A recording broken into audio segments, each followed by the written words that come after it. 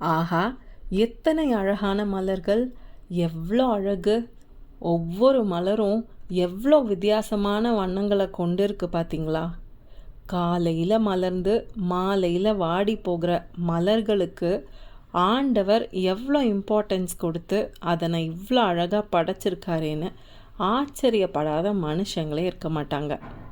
நம்ம எல்லாருமே நம்ம தோட்டத்தில் பூக்கிற டேபிள் ரோஸ்லேருந்து கொடைக்கானலில் பூக்கிற குறிஞ்சி மலர் வரைக்கும் அனைத்தையும் கண்டும் கேள்விப்பட்டும் ஆச்சரியப்பட்டிருப்போம், மனம் மகிழ்ந்திருப்போம். மேலே வர்ற மலரை பார்த்து சந்தோஷப்படுற நம்ம அந்த செடியின் வேரை பார்த்து என்னைக்காவது ஆச்சரியமோ சந்தோஷமோ பட்டிருக்கோமா? சொல்லப்போனால் வேரை பற்றி யோசிக்கவே மாட்டோம். இது மாதிரி தாங்க அநேக கிறிஸ்தவர்களுடைய வாழ்க்கையும் கூட இருக்கு. கிறிஸ்துவ விசுவாசிக்கிற நம்ம வாழ்க்கை வெளியரங்கமான மலர்களை போல ஆண்டவரால் கிடைக்கிற ஆசீர்வாதத்தையும் நன்மைகளையுமே ஃபோக்கஸ் பண்ணிட்டு இருக்கே தவிர நம்மளோட கிறிஸ்தவ வாழ்க்கையின் வேறாகிய கிறிஸ்துவ மறந்தே போயிட்டோம்.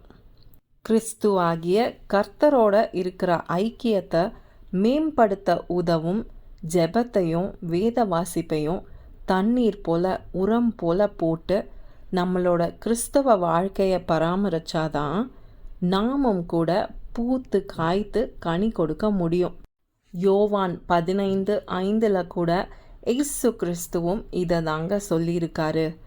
நானே திராட்சை செடி, நீங்கள் கொடிகள். ஒருவன் என்னிலும் நான் அவனிலும் நிலைத்திருந்தால் அவன் மிகுந்த கனிகளை கொடுப்பான். என்னை அல்லாமல் உங்களால் ஒன்றும் செய்யக்கூடாது.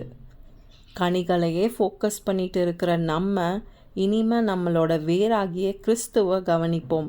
அப்புறம் என்னங்க, கஷ்டமே இல்லாமல் கனி தருவோம். God bless you.